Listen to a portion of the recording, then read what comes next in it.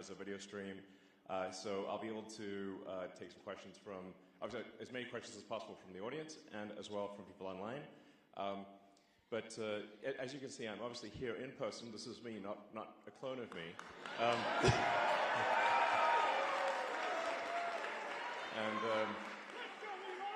And the reason I'm here in person is because Pennsylvania is so important to the future of the world. So,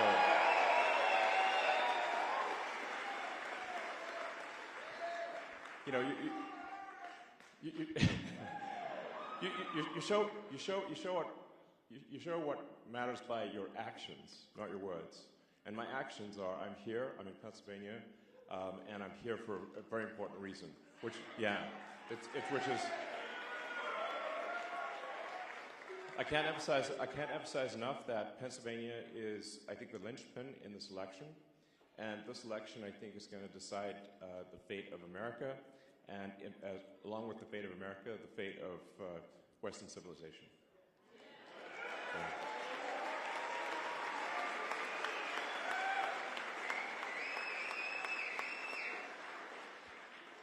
And I think the things we all want are sensible, I think, common sense things. You know, we obviously want secure borders. We want safe cities. You know, sensible spending, so that we don't have crazy inflation. We want freedom of speech. We want the Constitution to be upheld. And you know what? I'm being told at times that these are like right-wing values. I'm like, are you insane? This is literally the fundamental values that made America what it is today.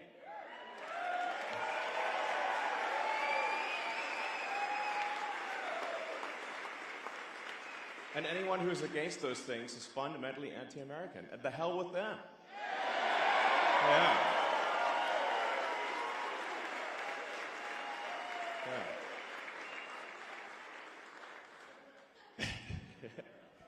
I see I'm getting a lot of agreement from everyone in this room. So, and you know, I actually lived in Pennsylvania for 3 years, by the way. I'm no stranger to the state. I lived in this city for 3 years. I went to school here. So, you know, so I know the state. I'm not some, you know, just arrived situation. You know, I've been here, spent 3 years of my life here. So it's a great state. Love it. You know, and yeah, yeah, it was awesome. But you know, the thing is, like, I was talking to friends of mine who, like when I went to Penn, it was very dangerous at the time. But everyone thought it would get better would get better as the years went on.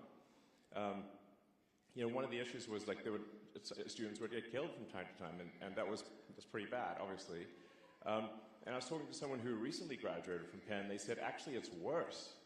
And I'm like, it's worse? What the hell is going on? You know? It's like, yeah. Well, yeah. I mean, the reality is that if someone is a violent criminal, you know, where they either are unable to control their violence or they like it, if you do not incarcerate them, they will hurt people. That's what it comes down to.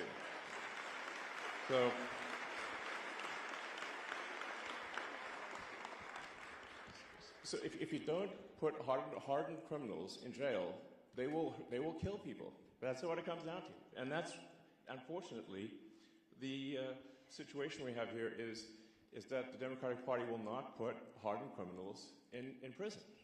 And so they roam free, and they prey upon you, and your kids, and your family, and your friends. This is insane. How can we be, you know, the most powerful country in the world, and it's not safe to walk around our cities? What the hell is going on? Yeah. I mean, Soros, honestly, misanthropic. You know, he's for someone who has, you know, sort of claims to be doing good, but actually he is not. You know. He is tearing down the fabric of society. So terrible. Yeah. But I think it's just unbelievable that like, you should be able to feel safe walking around American cities.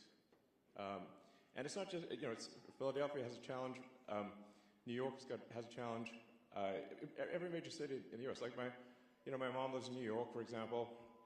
3 of her friends have been assaulted on the street this year. It's like, and it's getting worse. And now, when she takes her dog for a walk, she has to stay, inside of the building so she can call for help if need be. This is not the future we want. And if we get 4 more years of this, I mean, we're going to be fully Mad Max, And it's like, well, it's nice to watch a Mad Max movie, but we don't want to be in the Mad Max movie, okay?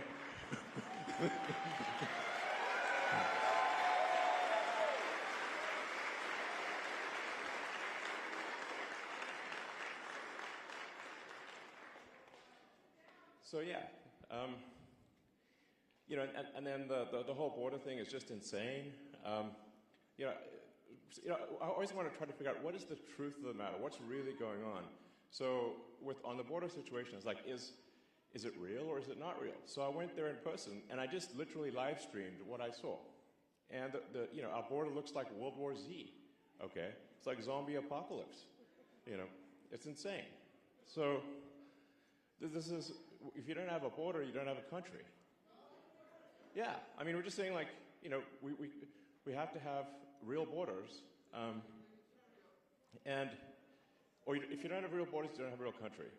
And obviously, as someone who's an immigrant, I'm pro-immigrant. I just want to make sure that people who come here are going to be assets to society, and that they're going to raise our standard of living.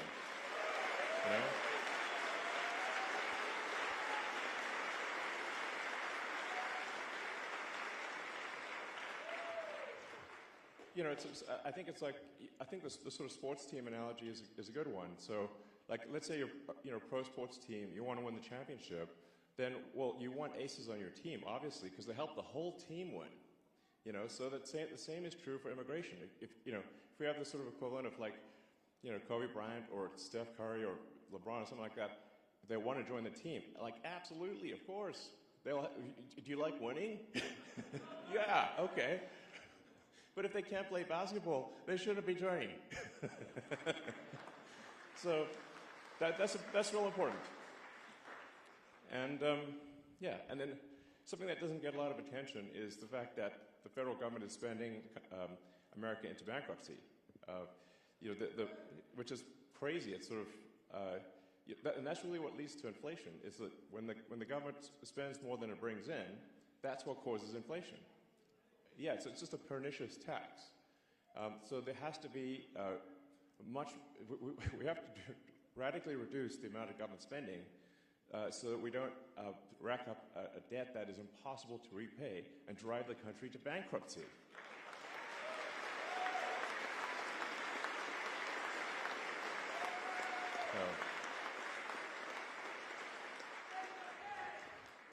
I mean, just basic stuff, really, These shouldn't be controversial topics. It's just like normal. Common sense, exactly. And you're seeing all these attacks on freedom of speech, and they're like attacking me for freedom. It's like, yo, that's the First Amendment, like literally the first one. Tells me it's a high priority. And the reason they had the First Amendment was because the countries people came from, if you spoke your mind, you'd be imprisoned or killed. That's why you have it. That's really important. And then the right to bear arms is also really important. That's there to protect,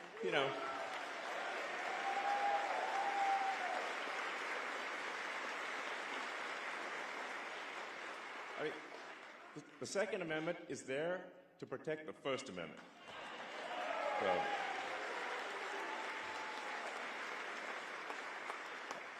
as soon as the government can disarm the people, they can do anything they want.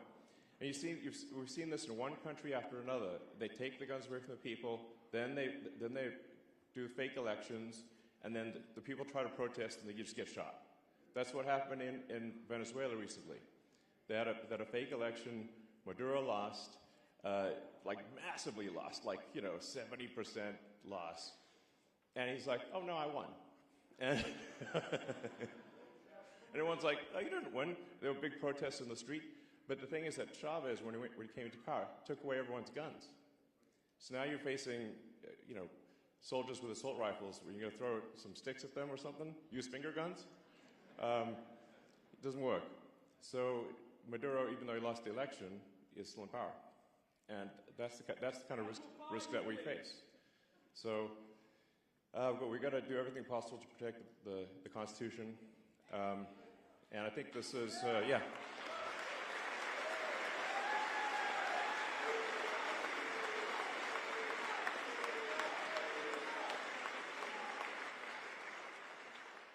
So for all those reasons, that's why, after thinking about it hard, it was very clear to me that Donald Trump has to win this election. It really does.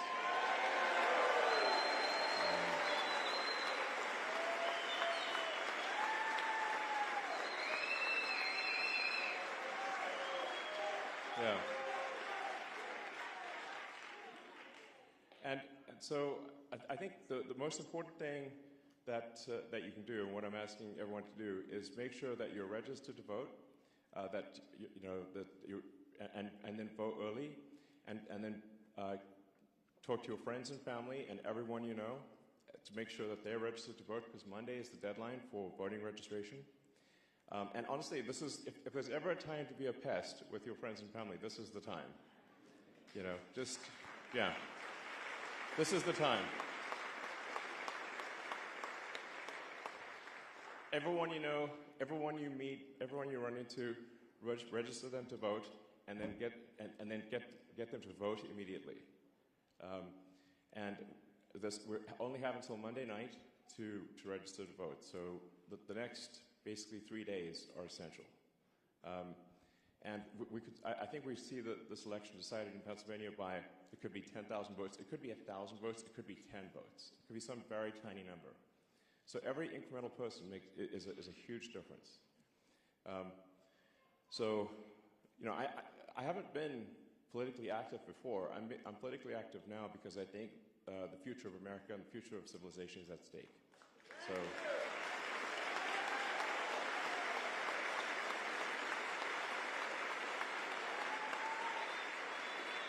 Yeah.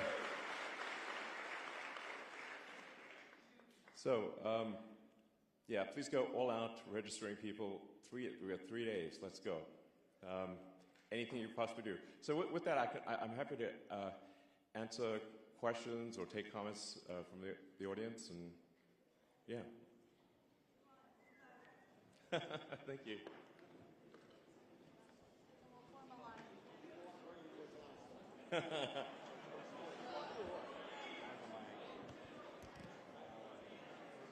We'll do one question per person, okay?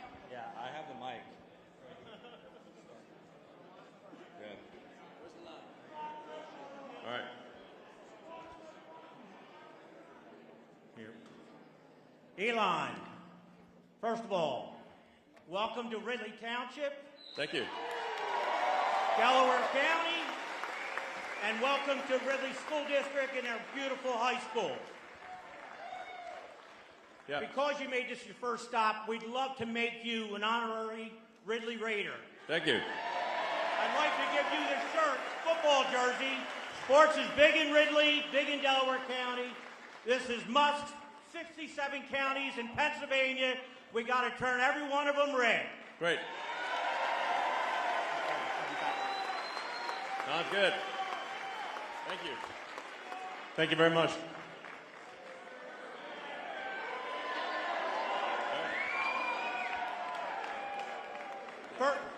First question is, what can all of us here, everybody in this auditorium, everybody watching the live stream, what can we do now to make sure we get Donald Trump across the finish line in Pennsylvania and everywhere else in this country?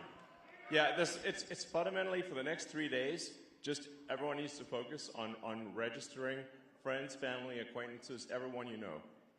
Because if you're not registered by Monday, that's why I'm being sort of repetitive about this and really emphasizing this.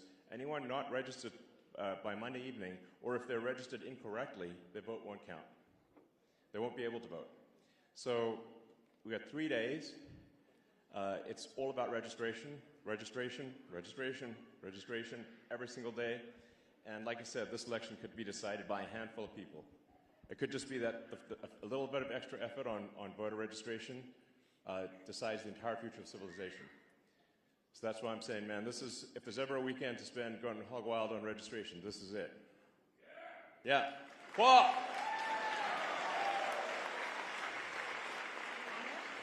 Hi, Elon. Thank you so much for being here.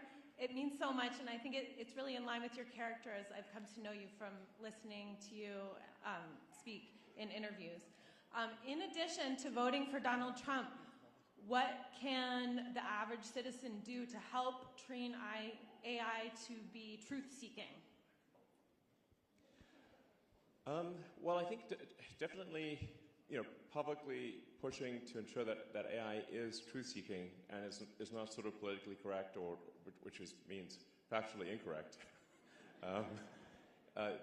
That's a big deal. Like, just speak out on social media and certainly complain loudly when other companies attempt to essentially program their AI with a dystopian San Francisco, Berkeley philosophy. And if you want to know where that philosophy leads, just walk around the streets of San Francisco. But be careful, because do not get killed by a violent drug zombie, because they're all over this downtown SF. It's insane. So you can see where does that philosophy lead? And unfortunately, I think a lot of the AIs are being programmed, at least implicitly, with that misanthropic dystopian philosophy. Yeah. Hi, Elon. Right here. On your right. Sorry, with the lights in my eyes and stuff, it's hard to see, so. Yeah. Hi, my name is Jasmine. I'm originally from Malaysia, and I've been here 20 years. I came here legally. I see a lot of immigration and a lot of immigrants who came here legally. They all support Trump, and they want a strong economy. They want, family values and all that. And oh, by the way, I came here because my daughter goes to school here. She told me to come over. I used to be really, really active in promoting, Trump campaign 4 years ago, and I got burned out, and I'm so frustrated. And it's all because of the cheating. So what are we going to do with that? Well, there is, I think, some amount of cheating that takes place. It's hard because they've, when you have mail-in ballots and no sort of proof of citizenship, it becomes almost impossible to prove cheating is the issue. So a lot of people on the Dem side will say there's no cheating, and I'm like, you've made it impossible to actually prove that there's cheating. But statistically, there are some very strange things that happen that are statistically incredibly unlikely. So, there's always this sort of question of, like, say, the Dominion voting machines. It is weird that I think they're used in Philadelphia and in Maricopa County, but not in a lot of other places. Doesn't that seem like a heck of a coincidence? So I think we should, in my view, we should only do paper ballots hand counted. That's it.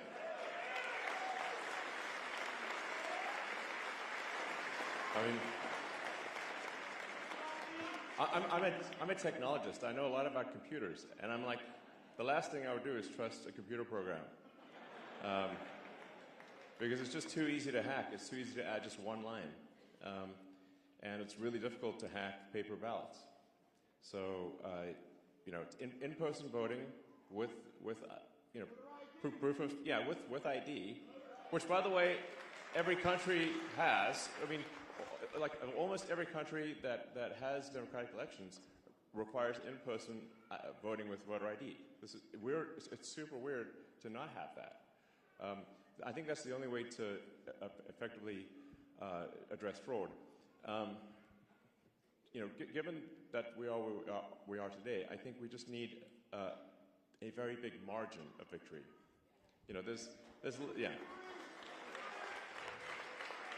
If the margin of victory is big enough, then as they say, it's got to beat the cheat. Yeah. So that's it. Elon, first off, you're my hero, and I love your sneakers. Thank you. So if you do choose to be the head of the Department of Government Efficiency? Yeah, Doge. Yep. What do you think about we stop giving money to other countries such as Israel, Ukraine, and we stop funding forever wars that most likely is going to the deep state anyway? Yeah. Well, I think in general the amount of waste that happens with the federal government is really staggering. It's a staggering amount of waste of taxpayer money. And if we're, for any given expenditure, we have to say, well, what does this do for the citizens of America? Like, how is this good for the people of America? It's their money. Like, for some weird reason, a lot of people in the sort of, state or whatever, the politicians, they seem to forget that the money being spent is your money. And if it's not being spent in a way that is beneficial to the American people, it's a misuse of the funds. So, yeah. I mean, there's a lot of money that's being spent where sort of illegals are getting more benefits than citizens. And, like, what the heck is that? That doesn't make any sense. Yeah. Hi, Elon. So as we bring government spending and look inward to our country, I am a government employee. I care about innovation and efficiency. With your vision for a Department of Government Efficiency, what can we do? How can we support you? And also, how can we spotlight the needs of people in North Carolina? The body count is abnormally underreported. What can we do to press on that and to support people within our country? Sure. Well, I do think that government efficiency is not simply about reducing the size of government, but making sure that there are incentives for excellent work. So if somebody's whatever you incent will happen. So if you have incentives for excellent work, and if by the same token, if someone's not doing excellent work, they're exited. Just like normal. It's really what happens in a properly functioning company is that you reward, or think of a sports team. The players that are doing well, they get rewarded, and the players that are not doing well, they exit the team. And that should just be how it works. And I think that'll have a profound effect on the effectiveness of government, because so whatever you incent will happen. So if the incentives are aligned with saving people in North Carolina, then that's what will happen. But if you have a sort of a failed response to the disasters, to the hurricane disasters, and no one even gets fired, well, okay, what do you expect? No one's going to take action. So people if there's a track record of failure, you have to exit the people who failed. Otherwise, people will look around and say, well, I guess I don't need to do anything because, nothing bad happens to you, even if you do a terrible job and people die, which is insane. So. Hi, Elon. Can you tell us about your trip to Israel? Yeah. It was a very moving trip. So, it's a very moving trip. Definitely one of the toughest regions to, like, how do you, what set of actions result in the greater good in Israel? I mean, obviously, you cannot have people who, if they want to slaughter everyone in Israel, you got to stop that. There's no way.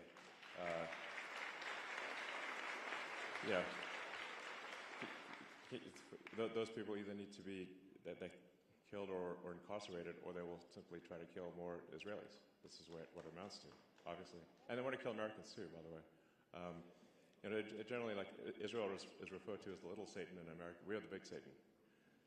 That's what the Ayatollah calls us. So, so I think, I think a lot of what's happening there is people are being taught to hate, in Gaza from when they're children. They're taught to hate, and that's really the thing that needs to stop for there to be, long-term peace. Hopefully, is that you just cannot have the kids be taught to hate from the moment they can talk. That's fundamental. So, yeah.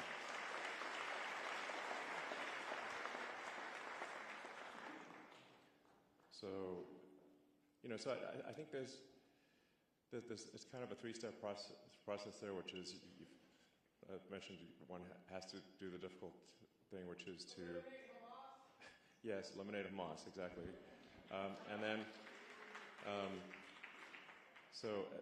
and then I think also going forward, anyone who's teaching hatred in Gaza or elsewhere, they need to stop doing that. That can't be acceptable. And we have to stop, kids being taught to hate America in America. So,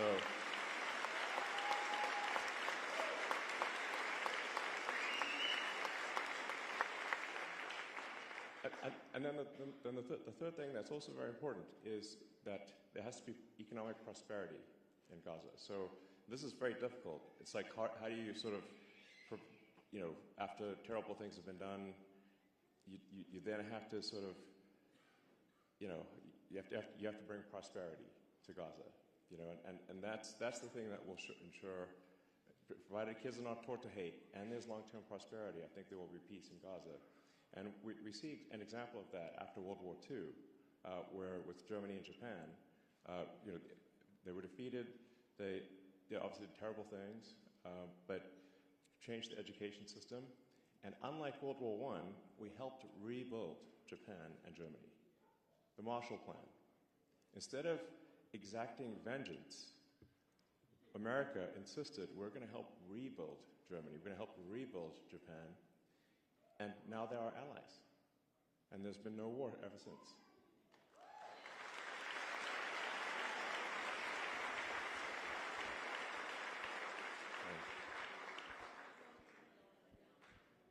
And I want to say congratulations on the successful redocking of your rocket. Big deal.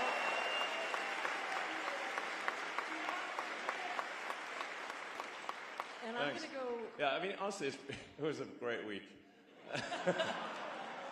We had the Tesla sort of cool autonomous car and robot stuff, which I think is going to be really, really great.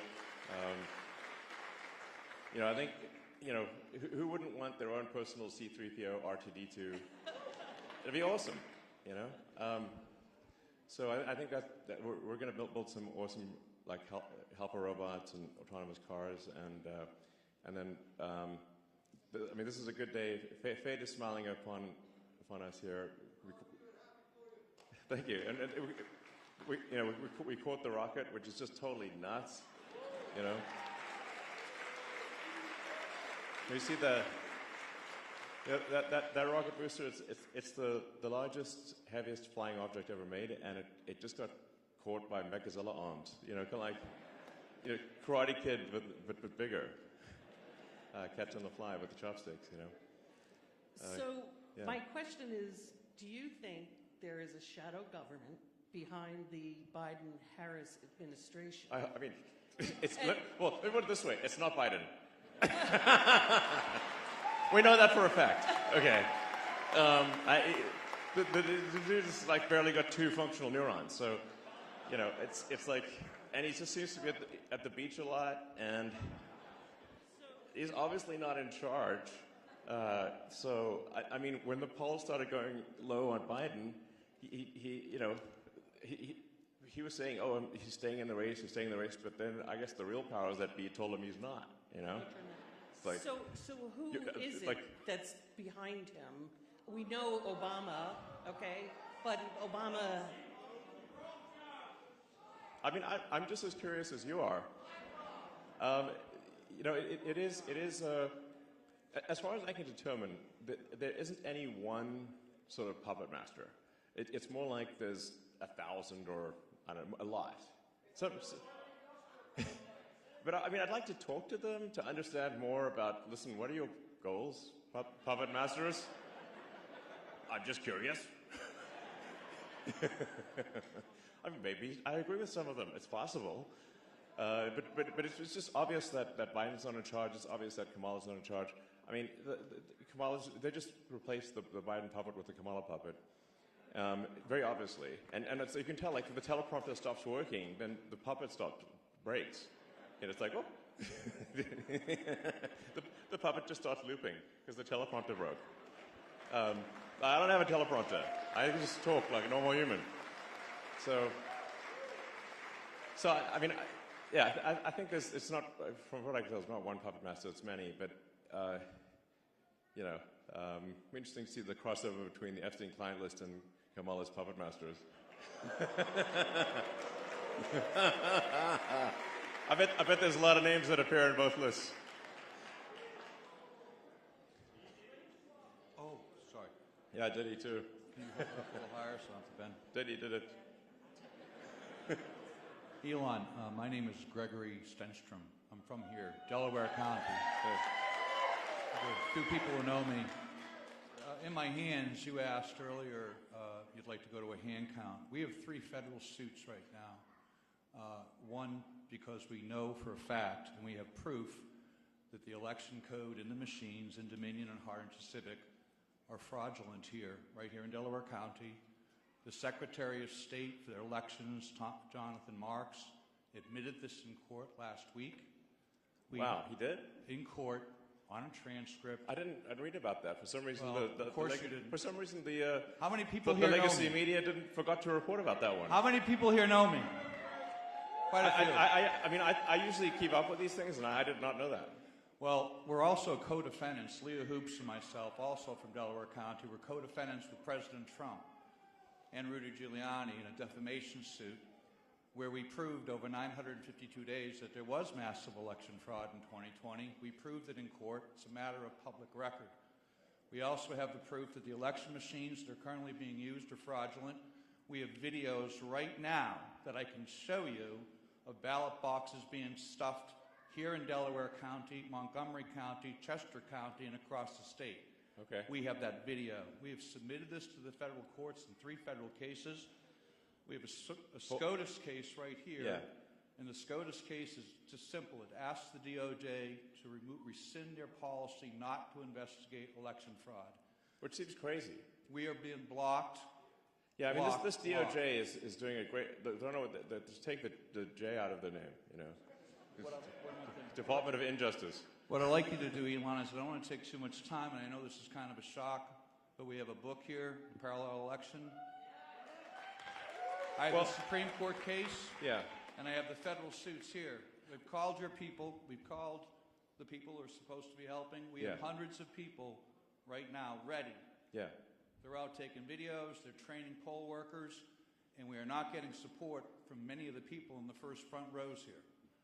And their pictures, if you want to know who they are in this book. Well, let's. What I recommend is to post content on the X platform, and then people can argue and say it's right or wrong, but you know, if you have videos or evidence, then post them publicly on social media, and then people can judge for themselves. Exactly. Okay, great, excellent, thank you. But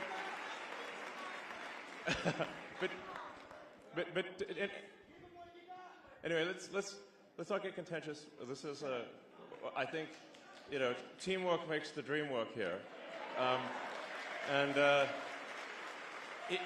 whatever the situation, I don't want to dissuade anyone from voting. It's very important to vote. Any actions with respect to voting machines and whatnot, we certainly want to put them under intense scrutiny, but it's nonetheless, everyone needs to vote. And like I said, if you leave here with one thing, the goal is to register as many people as possible to vote. That is the goal, and we only have until Monday night. That is the goal. One mission. Bam.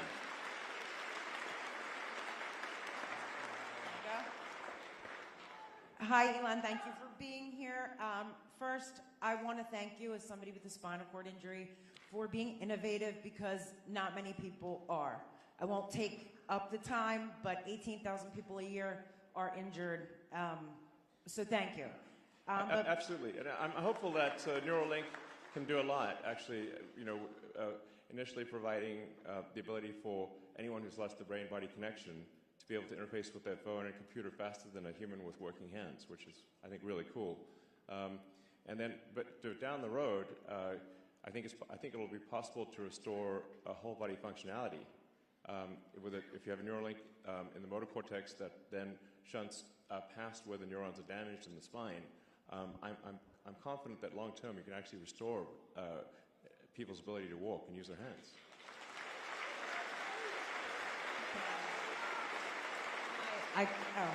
I appreciate it. I would love to work with you on getting support around here, but yeah. In fact, one of the things that and to be fair, the FDA has been within the context of their current rules has been actually quite supportive. They've given us sort of express lane, because they've seen the quality of the work and the sophistication of the technology. They have given us sort of fast track approval, but still our progress is limited by regulatory issues, and that's the same thing that's happening with SpaceX. It's like SpaceX can build a giant rocket faster than the license can be processed by the government, which is insane.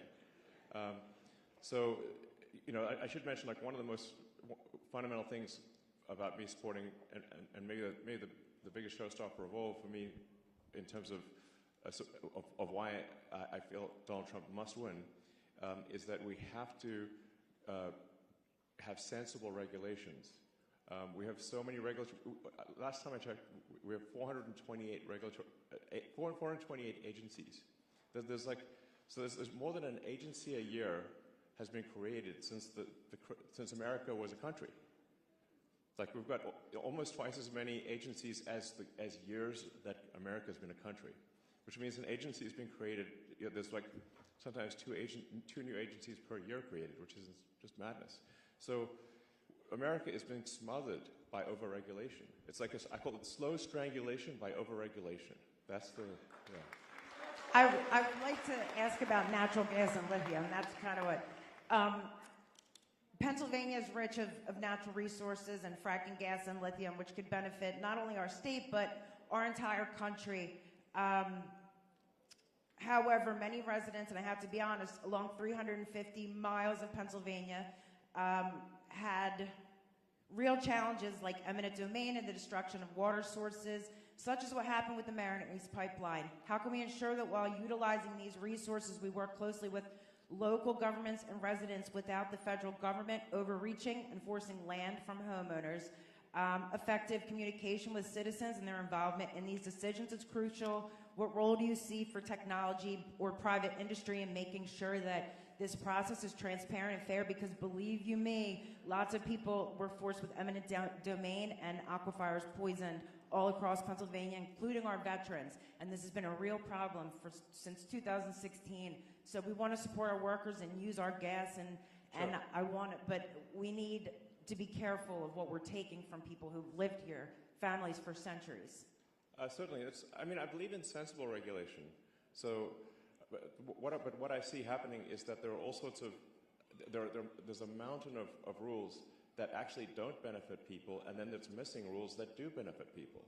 So it's this bizarre Kafkaesque nightmare of regulations where ultimately the good of the people is not served, and we get regulatory delays for things that are fake.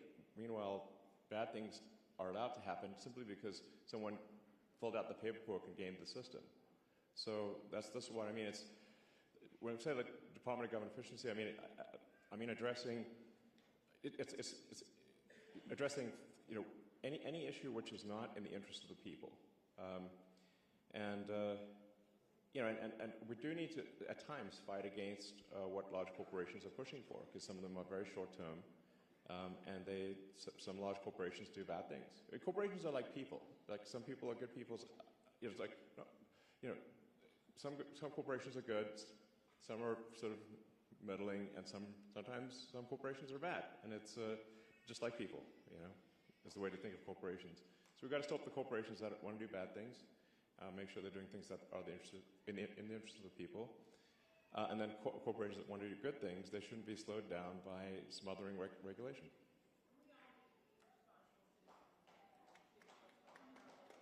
Yeah, absolutely. Yeah. Yeah, and I think these things should be done very much in the open so people can understand what's going on and nothing, in the shadows. So sunlight is the best disinfectant.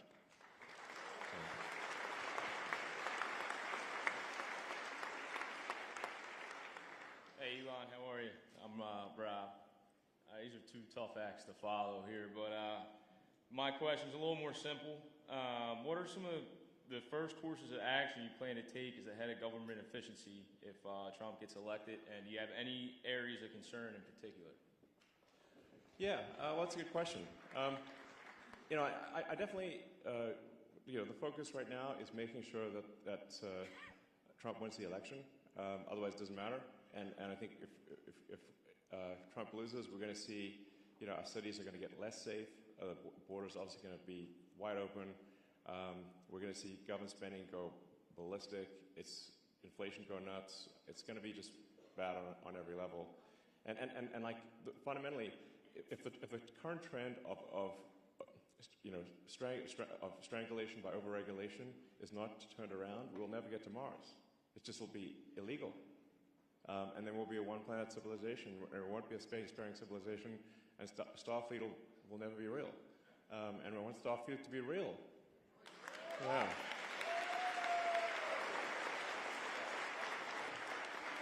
So,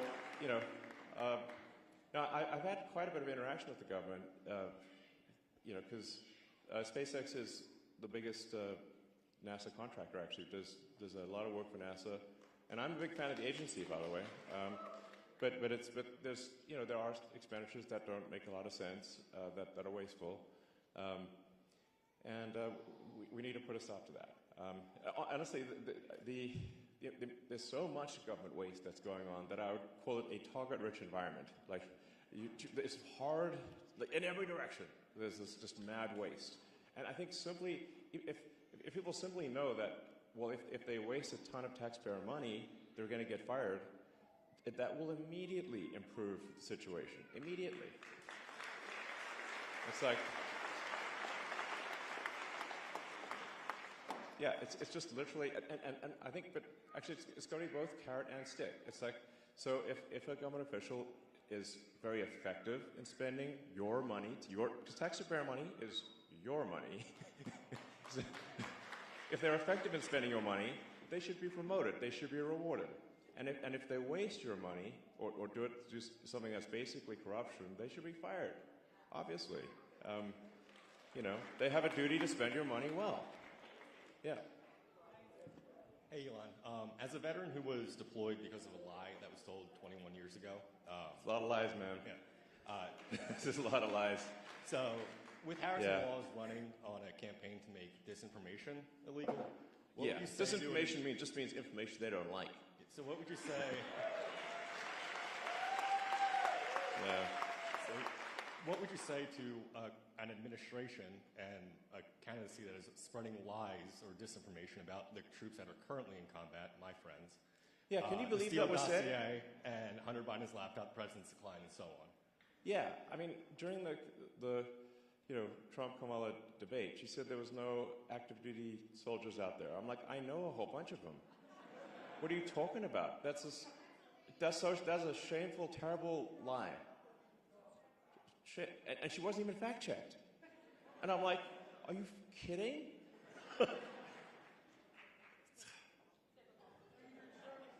I mean, yeah, thank you.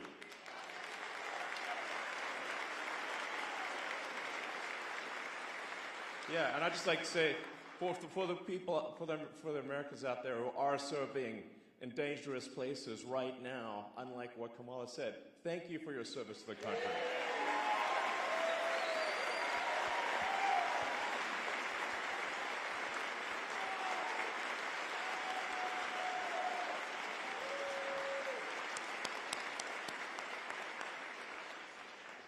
Elon, thank you for stepping up to help America when you don't have to. Like, you could be on an island right now. Yeah. Yeah. I could be,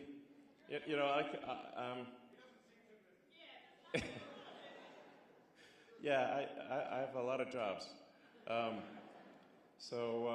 No, it's true. I mean, there are, a lot of people I know who are on a yacht, sipping a Mai Tai, whatever, in an island, that is a thing I could be doing. But I think I can't do that if I think the future of civilization is at stake, which I do.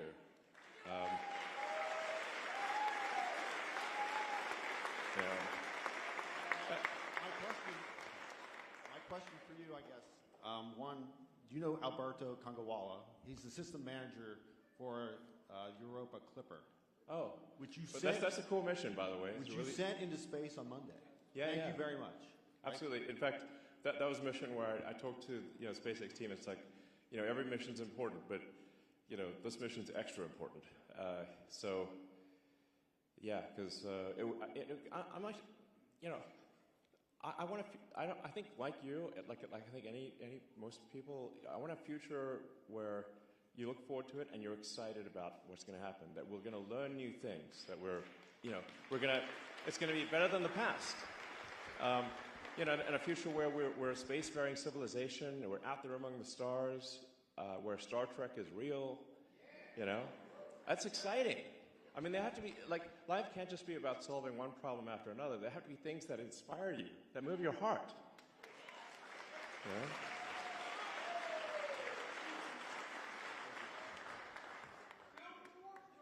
Hi, Elon. Yeah, that's a hard one to build, but at some point we should build a warp drive. But even without the warp drive, the Starship, the rocket made by SpaceX, is capable of building a city on Mars and a city on the Moon. That's what it's designed to do. But we're being massively slowed down by regulatory molasses. I mean, I'll tell you a crazy thing. We got fined $140,000 by the EPA for dumping fresh water on the ground, drinking water. It's crazy. I've seen an example of just how crazy it is. And we're like, well, we're using water to cool the launch pad during launch. We're going to cool the launch pads so it doesn't overheat. And in an excess of caution, we actually brought in drinking water, so clean, super clean water. And the FAA said, no, you have to pay a $140,000 fine. And we're like, but we let Starbase is in a tropical thunderstorm area. Sky water falls all the time. That is the same as the water that we used. It's lots of sky water. So, and it's like, we didn't actually, there's no harm to anything. And they said, yeah, we didn't have a permit. We're like, you need a permit for fresh water? Are you, what? Yeah, it's just totally crazy stuff like that. And then they said if we don't pay the fine, they're not going to process any of our future applications. So they're like, this is the kind of crazy stuff we're dealing with. Yeah. So.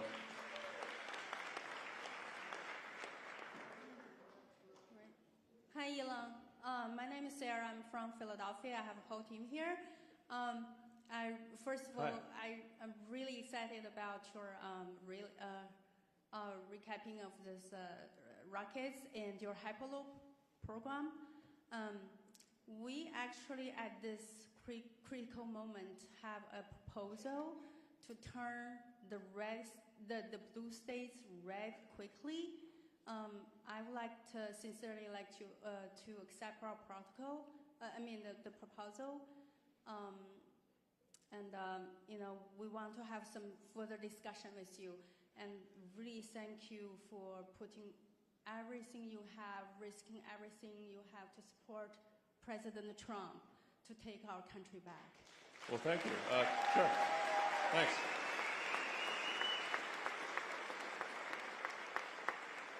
Thank you. Hey. All right.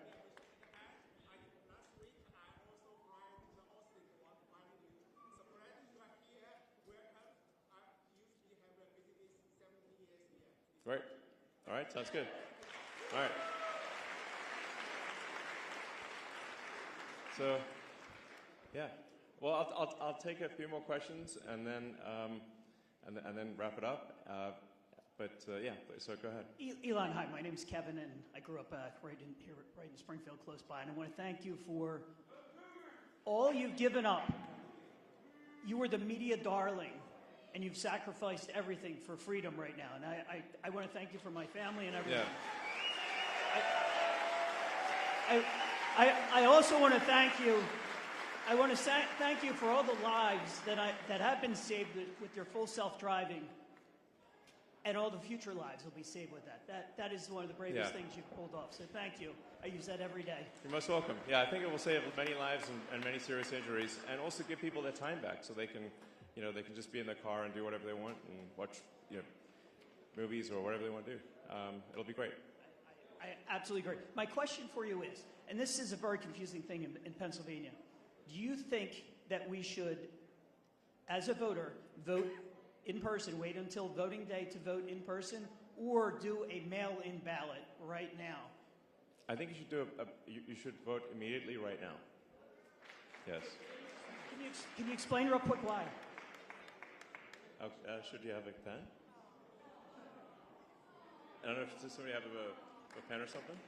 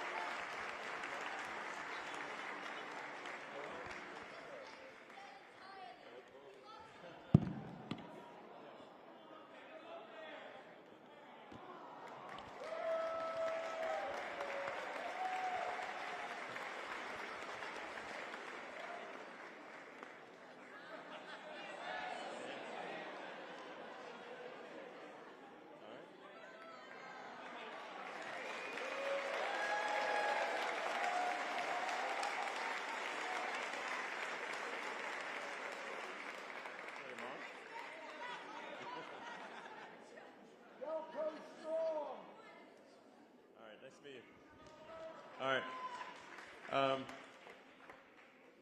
Yeah. So where were we?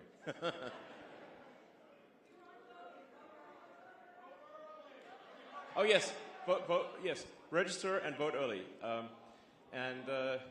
It's. I would say vote immediately. Yeah, you're welcome. All right. Well, I'll take one more question and then we'll call it a wrap. Yes. Okay. Elon, this is Matt here. Elon, this is Matt from East West IT Services here, and I'm the chairman for the Pennsylvania Chinese Coalition. We have more than 40 Chinese groups and also different kinds of associations. And I'm from Philadelphia. We are the team, and I want to know, could you give us Pennsylvania swing state, especially in Philadelphia, there's a lot of Democrats. So could you give us three top reasons why people should vote for Donald Trump? Sure. Well, the reasons that resonate are going to be different depending on who you're talking to. But I think the ones that resonate for me at least are, we want safer cities, we want a secure border, we want sensible government spending, we want support of the Constitution and the right to, freedom of speech, right to bear arms, and that's what Donald Trump is going to do. So.